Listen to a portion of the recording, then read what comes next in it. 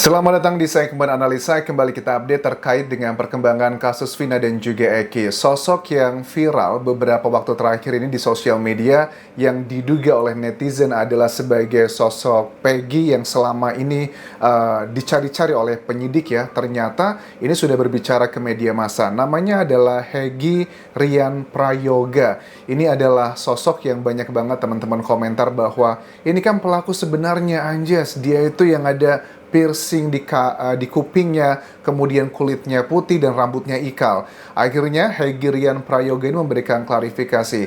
Tapi jujur, dengan kemunculan dia di sejumlah media nasional Indonesia, bukan berarti yang curiga bahwa dia adalah terduga bagian dari pelaku yang menghabisi Vina dan juga Eki itu semakin berkurang. Itu enggak juga, teman-teman, karena ada beberapa hal yang ternyata memang Hegi Rian Prayoga ini bukanlah orang yang sama sekali tidak mungkin terlibat dalam peristiwa ini.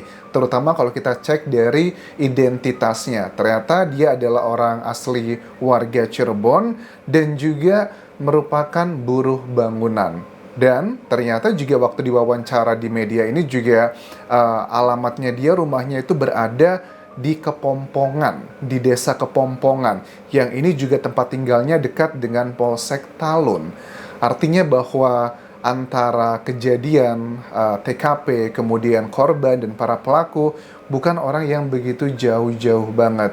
Tetapi dari Hegi Rian Prayoga beserta keluarganya mengatakan bahwa dirinya itu sudah diperiksa 2 kali, baik itu dari Polda Jawa Barat ataupun juga dari Polres Cirebon, untuk dicari tahu apakah dia mengenal dengan sosok korban ataupun juga dengan para pelaku yang sudah dikenai vonisnya.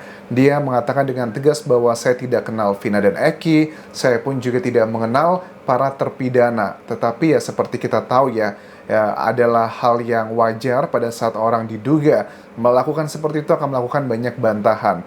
Tentunya kita juga harus hargai bahwa dia sudah berani memberikan klarifikasi dan banyak yang mengatakan bahwa percaya, ada juga yang tidak percaya. Seperti biasa, pro dan kontra selalu terjadi dalam kasus Vina dan juga Eki.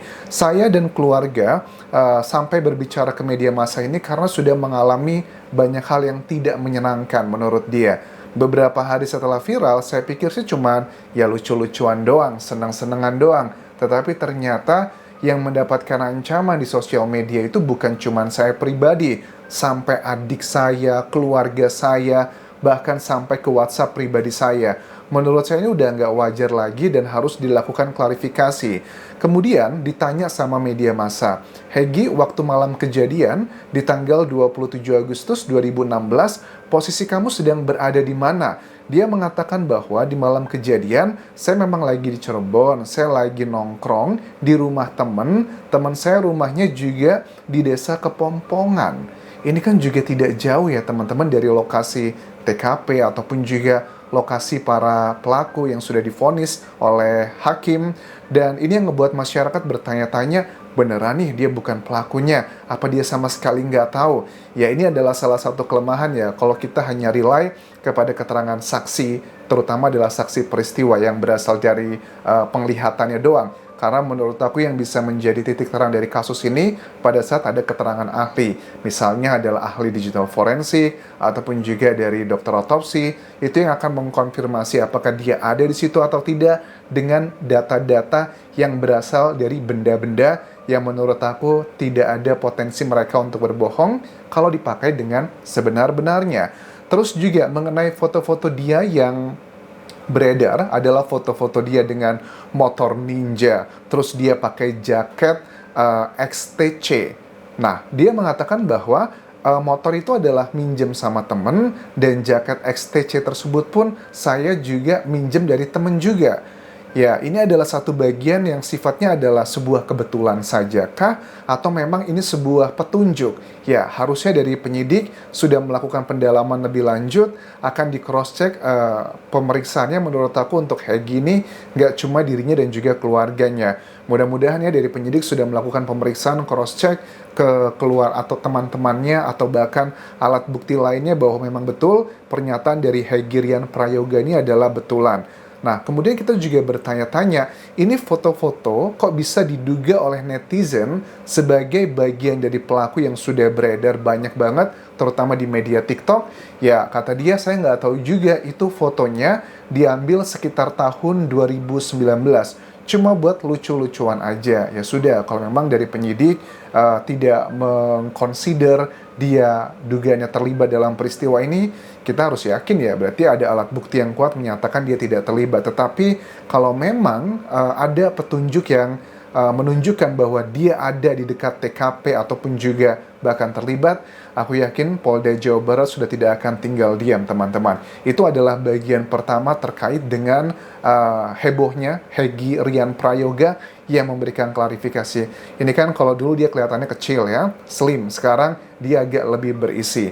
Jadi teman-teman yang bilang bahwa Anjas, kok fotonya Peggy yang beredar, si Hegi kan awalnya dikatakan dia adalah Peggy gitu kan ya. Itu kan dibandingkan dengan Peggy yang ditangkap. Ternyata kan memang sudah betulan ini adalah orang yang berbeda. Makanya berkali-kali aku bilang di video-video sebelumnya, ini foto yang menjadi perbandingan itu dari mana datanya. Ternyata kan memang bukan dari Polda Jawa Barat, tetapi tidak usah khawatir. Apapun yang viral di Indonesia, terutama kasus Vina dan juga Eki, secara diam-diam itu Polda Jawa Barat ataupun dari Polres Cirebon itu melakukan tindakan pemeriksaan walaupun tidak dipublikasikan. Terbukti dengan keterangan Hegi yang mengatakan sudah 2 kali ditemui oleh pihak kepolisian, baik dari level Polres sampai Polda Jawa Barat. Nah, sekarang kita beralih adalah ke Saka Tatal. Saka Tatal hari ini juga diperiksa di Polda Jawa Barat. Dia ditemani dengan kuasa hukumnya plus juga dengan kakak-kakaknya. Ada 2 kakak ya, perempuan dan juga laki-laki. Nah, untuk Saka Tatal ini adalah apa yang dilakukan pemeriksaan hari ini?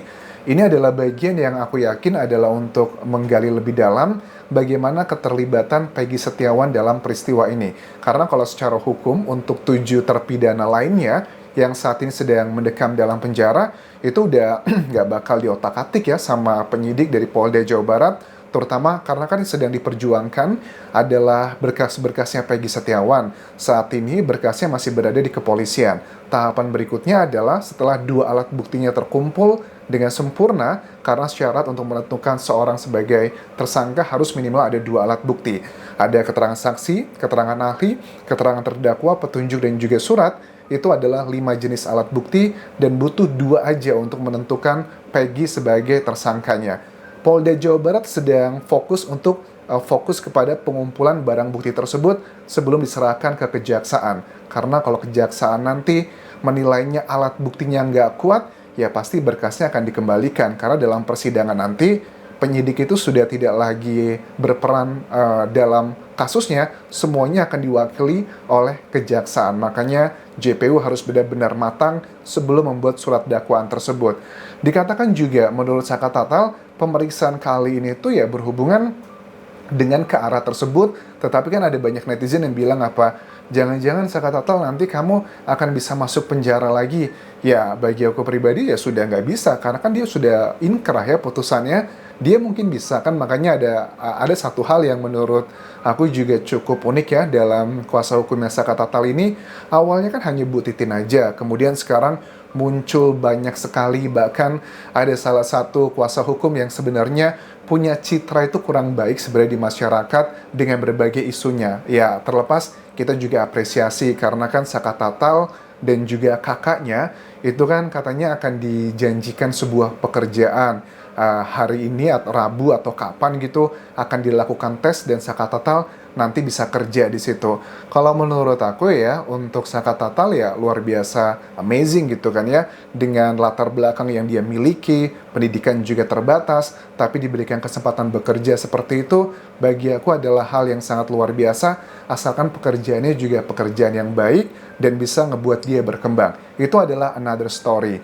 Terus juga terkait dengan CCTV. Ini kuasa hukumnya dari Bu Titin ya mengatakan bahwa di area sepanjang TKP itu ada 5-7 CCTV. Pada saat wartawan tanya terkait dengan CCTV yang beredar di sosial media, Bu Titin mengatakan bahwa, oh saya nggak ngelihat CCTV yang ada di media lah, pokoknya saya ngelihat yang saya tahu adalah memang kami sudah meminta di persidangan tahun 2016 atau 17 tersebut untuk membuka ada 5 atau 7 CCTV. Tetapi dari penyidik saat itu mengatakan tidak bisa dibuka karena 2 alasan. Pertama, karena CCTV-nya gelap, mungkin pencahayaan yang nggak bagus, atau seperti apa. Yang kedua adalah karena dari penyidik mengatakan mereka tidak memiliki ahli yang bisa ngebuka rekaman tersebut.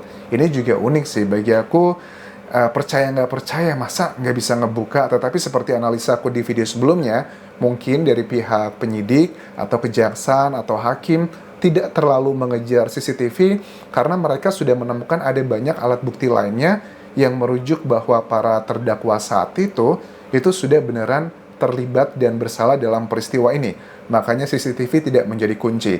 Padahal kalau aku lihat dari narasi yang disampaikan kuasa hukumnya Saka Tatal ya, yang pertama ya, itu kan sangat yakin sekali bahwa kalau CCTV itu ada, itu justru akan menguatkan para kliennya, termasuk Sudirman juga yang saat ini sedang berada di penjara. Tapi sayangnya itu tidak ada. Dikatakan di sini bahwa tidak ada follow up-nya. Kami sudah berkali-kali meminta karena di area TKP tersebut ya, sepanjang area TKP tersebut bukanlah kampung-kampung banget. Ada CCTV itu di perumahan mewah, bahkan itu letaknya dekat dengan jembatan yang menjadi bagian juga area TKP ini. Terus juga ada salah satu tempat, misal di tempat PS, PlayStation, itu juga ada. Tetapi kenapa kok sepertinya enggan sekali? Nah, ini juga bagian yang kita harus lihat. Ini bukan apa lagi, gimana ya? Karena kan sekarang Polda Jawa Barat, tim penyidiknya adalah tim yang baru ya. Mungkin mereka baru bergabung sekitar setahun terakhir. Mendapatkan warisan kasus dari periode sebelumnya, itu adalah sebuah hal yang tidak menyenangkan. Kalau warisan uang, mungkin senang. Tapi kalau warisan kasus, aku yakin ini juga Polda Jawa Barat sedang stres dan juga pusing. Nah, mengenai Saka Tatal pun juga katanya lagi nggak enak badan, lagi pusing gitu. Salah satu kuasa hukumnya bilang begitu. Dia juga mengatakan bahwa Saka ini masih agak trauma ya dengan kantor polisi, makanya dia selalu kemana-mana tuh bersama dengan kakak-kakaknya, which is itu adalah hal yang wajar sekali. Bahkan ada berita baik juga untuk Saka Tatal. Setelah 8 tahun, menurut kuasa hukumnya, dia melaporkan adanya dugaan hal-hal yang tidak pantas diterima Saka Tatal pada saat dalam proses kasus ini. Itu akhirnya Komnas HAM sudah mewawancarai Saka Tatal. Setelah 8 tahun kami membuat laporan. Dan ini adalah hal yang baik. Ada juga peristiwa yang disampaikan dari kuasa hukum Saka Tatal bahwa Sudirman, yang merupakan satu tim dengan dia, kakaknya itu beberapa kali dipaksa oleh oknum. Apakah ini maksudnya oknum polisi atau ada oknum yang lain yang meminta untuk mencabut surat kuasanya kepada Bu Titin? Apa alasannya? Apakah karena Bu Titin begitu lantang sekali? Apakah ada hal yang lainnya? Tentunya juga harus dilakukan klarifikasi siapakah oknum tersebut. Apa jangan-jangan itu dijadikan, ya ada 2 possibility, ada yang pro dan kontra selalu ya. Kalau yang pro dengan Saka Tatal, percaya itu adalah oknum polisi gitu kan ya, agar membungkam keluarganya Sudirman agar tidak keluar-keluar juga. Atau yang ya kontra gitu, itu mah akal-akalan doang, mungkin ada orang lain yang memframing. Nah, ini adalah satu bagian yang suka tidak suka harus dilakukan pembuktian teman-teman. Terkait juga dengan Linda mengenai kesurupan. Nah, ini juga kayaknya agak geram kayaknya kuasa hukum ini mengatakan bahwa ditanya sama wartawan, kalau kesurupan Linda itu bagaimana ya? Kalau kesurupan jangan tanya saya, itu mah fiksi. Kalau saya versi faktanya. Wah, ini memang salah satu hal yang sekarang kalau aku lihat trennya di sosial media, Linda ini yang sebel sama dia dan curiga sama dia itu semakin banyak. Apakah dia itu benar-benar kesurupan ataukah pura-pura kesurupan? Kalau aku lihat dari komentar-komentar kalian, sebenarnya di awal-awal kasus ini muncul sampai filmnya, banyak orang, bahkan keluarganya pun, keluarga dari korban ya, Vina dan juga Eki, sepertinya mereka sangat percaya dengan apa yang disampaikan oleh Linda pada saat dia tidak sadar. Tetapi, kalau aku lihat kecenderungannya sekarang, pada saat si Linda ini juga katanya kesurupan lagi, waktu di Jakarta bersama tim kuasa hukumnya Hotman Paris, menyebutkan Mel-Mel, salah satu YouTube channel juga disebutkan, banyak masyarakat yang sekarang, ini sih kayaknya mengada-ada aja nih. Nah, ada beberapa kemungkinan, kalau memang Linda itu kesurupannya hanya mengada-ada, apa motifnya, alasannya. Apakah dia hanya sekedar mau cari perhatian doang? Atau yang kedua, apakah dia ini mengetahui peristiwa sebenarnya, tetapi karena dia takut atau bahkan nanti nggak didengarkan, ya dengan menggunakan kesurupan tersebut. Ya sudah ada keterangan sih dari keluarganya, pamannya, ibunya yang mengatakan bahwa kalau untuk kejadian seperti ini, kesurupan, ini bukan kali pertama. Linda itu sejak kecil, kata pamannya itu sudah punya gift gitu ya, gifted gitu. Dari dulu, kalau ada tetangga yang meninggal, ada tiba-tiba juga dia kesurupan menyampaikan pesan dan sebagainya. Ya, aku sih jujur tidak percaya dengan hal seperti itu. Kalau secara medis pun, ini bukan kesurupan ya, tapi lebih kayak tekanan batin dan dia berusaha menyampaikannya aja. Dan ini juga termasuk salah satu gangguan jiwa. Terus kalau secara agama Islam gitu, kita juga tahu ya bahwa orang yang sudah meninggal dunia itu sudah putus apapun hubungannya dengan dunia ini karena ya sudah kelar gitu. Tapi memang ada kemungkinan misalnya kayak jin korin ya yang katanya menemani manusia tersebut selama hidupnya. Dan jin kan juga sebenarnya sama seperti manusia ya. Ada yang baik, ada juga yang tidak baik, dan bisa aja kalau memang dia kesurupan tersebut bukan berarti semuanya itu benar, bisa aja itu adalah sekedar fitnah doang.